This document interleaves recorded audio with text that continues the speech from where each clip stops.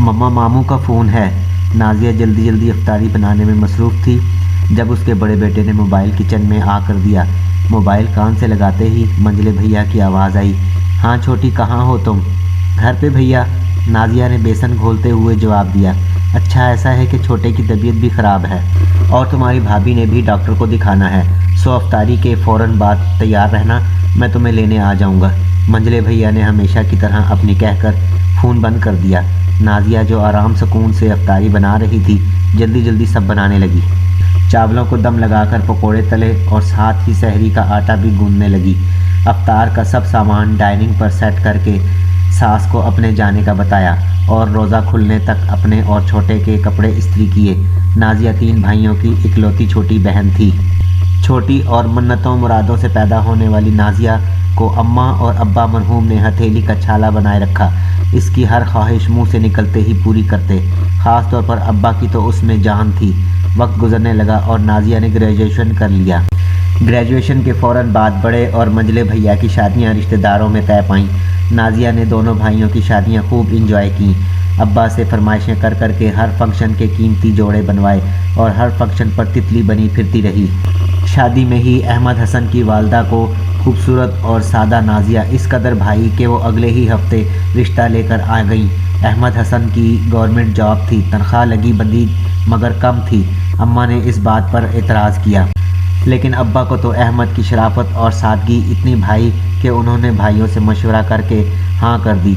यूँ नाजिया अहमद हसन की दुल्हन बनकर इसके घर आ गई। अहमद 2 बहनों का इकलौता भाई था।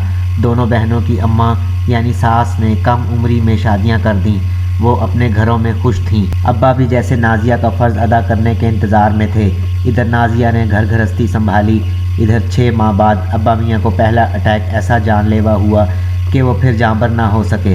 अब्बा मियाँ की वफ़ात के बाद नाजिया को लगा कि वो अचानक कड़ी धूप में आ गई है। अम्मा और अहमद की दिलजोई के बाद नाजिया कुछ संभली। हुसैन की आमद के बाद उसकी ज़िंदगी में कुछ ठहराव आ गया। हुसैन के फ़ौरन बाद एहसन और फिर छोटे अली की आमद ने उसकी दुनिया मुकम्मल कर दी। पहले तो वो कई दिन मैके ना जा पाती थी। अगर चली भी जाती तो भाइयों की सरसरी मुलाकात और भाभीयों के महंगाई के रोने से घबरा कर जल्दी उठ जाती। हालांकि भाइयों की आमदनी कम ना थी, सबके ज़ाती कारोबार थे, मगर फिर भी ये कैसी नाशुक्री थी कि जब भी मिलती भाभियाँ यही रोना रोती। अखराजात ज़्यादा हैं, आमदनी पूरी नहीं पड़ती, वगैरह वगैरह। ऐसे माहौल में हमेशा इसका दम घुटने लगता। फिर आहिस्ता आहिस्ता ऐसा होने लगा कि वो घर से खाना खाकर बस घंटे 2 घंटे के लिए माँ से मिल आती। उसकी कोशिश होती कि वो कुछ भी ना खाए पिए। इस बार रमज़ान अपनी तमाम तर बरकतों के साथ आया, लेकिन अहमद हसन की कलील तनख्वाह में सास की बीमारी, नंदों की ईदियों और माह रमज़ान के दूसरे अखराजात की वजह से नाजिया को बच्चों के कपड़े बनाना भी बहुत मुश्किल लग रहा था। शौहर को तंग करने के बजाय वो अल्लाह से रोज़ दुआ करती कि अल्लाह तू ही है जो मेरा वाकिफ़ हाल है, तेरे अलावा मैं किसी से रुजू नहीं करती, किसी से मदद नहीं मांगती। अब भी तू ही है जो मेरी ज़रूरत पूरी करेगा। हर नमाज के बाद दुआ मांग कर नाजिया का जी हल्का हो जाता कि अल्लाह कोई ना कोई सबब बना देगा इंशाअल्लाह। गाड़ी एक झटके से रुकी और साथ ही नाजिया भी ख्यालों से बाहर आई। 1.5 साला अतहर उसकी गोद में सो गया था। डॉक्टर का क्लिनिक सामने था। मंझले भैया ने कहा, चलो नाजिया तुम बच्चों को संभालो, मैं तुम्हारी भाभी का चेकअप करवा के आता हूँ। ये कहकर वो भाभी को लेकर चले गए और नाजिया अली, अहमद और अतहर को लेकर बाहर निकली और वेटिंग लाउंज में उनका इंतज़ार करने लगी। डॉक्टर के वेटिंग लाउंज में वो एक बच्चे को संभालती तो दूसरा सोफ़े से उतरकर भागने लगता, दूसरे को संभालती तो तीसरा। तीनों को संभालने के चक्कर में नाजिया हलकान हो रही थी। खुदा खुदा करके भाई और भाभी बाहर आए। फिर अतहर को चेक करवाने दूसरे डॉक्टर के क्लिनिक चले गए। नाजिया फिर दोनों बच्चों के पास बैठी थी। उसका बेटा अली मोबाइल लेकर सोफ़े पर बैठकर कार्टून देखने लगा, पर भतीजा अहमद कभी कहता पुप्पो प्यास लगी है, कभी वॉशरूम जाना है, कभी भूख लगी है। नाजिया बहला बहला कर थक गई। इतने में भाई भाभी अतहर को चेक करवा कर आ गए तो नाजिया की जान में जान आई। शायद अब भाई घर जाने की बात करें, लेकिन भाई ने कहा बच्चों के ईद के कपड़े लेने हैं, क्यों ना शॉपिंग करते जाएं। मरता क्या ना करता कि मिस्ताक। नाजिया ने कहा जी भाई, जैसी आपकी मर्ज़ी। और भाई के साथ एक बड़े शॉपिंग सेंटर आ गई। भाई और भाभी ने हस्बे मामूल बच्चे नाजिया के हवाले किए और ख़ुद शॉपिंग में मसरूफ़ हो गए। नाजिया एक बच्चे को संभालती तो दूसरा किसी गैलरी में निकल जाता और दूसरे को संभालती तो पहला किसी दुकान में घुस जाता। बेहद रश की वजह से नाजिया बहुत घबराई हुई थी कि अगर किसी बच्चे को कोई नुकसान पहुंचा तो भाई क्या कहेंगे।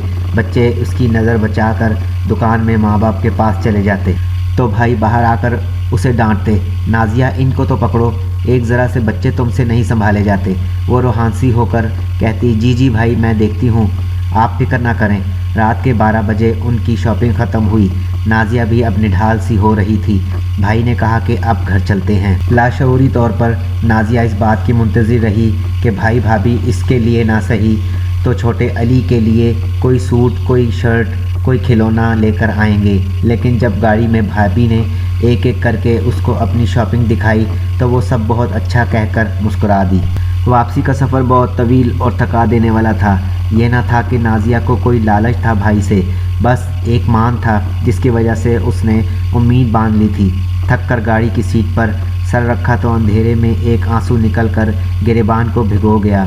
घर आकर एक अजीब सी बेचैनी थी जिसकी वजह से उसे नींद नहीं आ रही थी। बिल आखिर सहरी का वक्त हुआ। नाजिया ने सहरी बनाई, खुद खाई और अहमद हसन को दी। रोज़ा रखा और फजर की नमाज अदा की।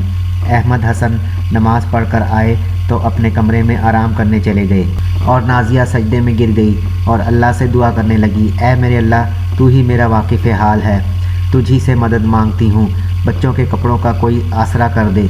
दुआ मांगकर वो पुरसकून हो गई जैसे अल्लाह ने उसकी सुन ली हो और बस अब उसकी दरख्वास्त पर अमल दरामद होने वाला है। शाम को अफ्तारी का सामान सेट करते हुए नाजिया ने देखा कि अहमद हसन आज कुछ ज़्यादा खुश हैं और मुतमईन लग रहे थे। रात को कमरे में आते ही उन्होंने 15,000 नाजिया के हाथ पर रखे कि ये लो, बच्चों के ईद के कपड़े ले लो। नाजिया ने हैरत से पूछा, कहाँ से आए? तो अहमद ने जवाब दिया, एक दोस्त की कमेटी खुली है, मैंने उससे 15,000 उधार लिए हैं और कहा है कि हर माह 5-5 हज़ार करके लौटा देंगे। नाजिया ने बेइख्तियार आसमान की तरफ देखकर शुक्र अल्हम्दुलिल्लाह कहा। अभी ईद को एक हफ्ता ही गुजरा था कि सुबह सुबह अम्मा का फ़ोन आया। हेलो नाजिया। जी अम्मा। नाजिया बेटा, तुम्हारे मंजले भैया की गाड़ी का बहुत बड़ा एक्सीडेंट हुआ है, बस अल्लाह ने मेरे बेटे की जान बचा ली है, वरना गाड़ी का तो वो हाल है कि देखने वाले हैरान हैं कि इसको चलाने वाला ज़िंदा कैसे रहा। बेटा आकर अपने भैया की खैर खैरियत पूछ लेना। नाजिया ने कहा, जी अम्मा मैं आऊँगी शाम को। और फिर सोचने लगी कि बहनें बेटियां घरों के लिए बोझ नहीं होती। एक वक्त का खाना, एक जोड़ा या ईद में दिया गया 500 या 1000 उनकी साल भर की ज़रूरियात पूरी नहीं करता, लेकिन ये सिला रहमी, ये मोहब्बत उनका हक़ और उनका मान होती है जिसे शायद कोई समझने को तैयार नहीं होता।